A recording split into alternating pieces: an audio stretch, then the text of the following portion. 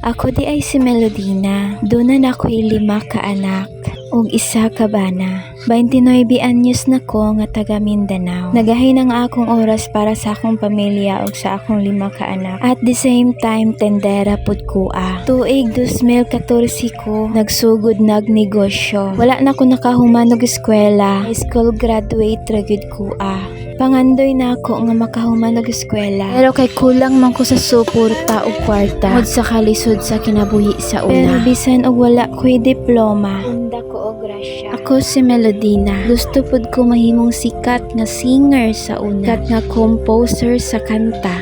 Sikat nga motingog sa gitara. Pero hangtod sa pangandoy lang gyapon kuha. Talent na gyud nako mo kanta ug mohimo og kanta. Pero dili gud siya para sa kuha. Andoy pud ko nga makipagsapalaran sa laing lugar. Nga mag-abroad kuha. Pero taman ra ko sa Manila. Wala gyapon ko kalarga. Maong nag-decide ko nga magnegosyo og balik. Kayang akong papa pod negosyante. Siguro ang negosyo ra gyud ang para sa kuha. Kay ni succeed gyud siya. Ko nakatabang sa ako ning negosyoa. Nakabuhi na kog tarong sa akong pamilya. Habayad na pud ko sa akong mga utang sa una. Napalit na nako akong gusto. Wala na pud ko nangandoy nga modako pa ni akong negosyoa. Ang importante sa ako nga makasurvive lang matag adlaw. Ug musalig lang ko sa kahitasan sa mga plano niya. Kug imo gyud imuha gyud. Usa pa, life is too short. Itang tanan diri sa kalibutan lumalabay lamang. Ug dugang pa ako si Melodina. Tinuod lang wala gid ako plano nga magminyo kog sayo. Gusto pagagyanin ako sa una nga magmadre na lang. Magpaulipon sa pulong sa Ginoo. Pero wala gyapon siya nag-succeed. So mauto nagpaundayon na lang ko sa plano sa ako sa kahitasan. Kay siya ra gyud nakabalo kung unsa ang makaayo nimo. Ako si Melodina,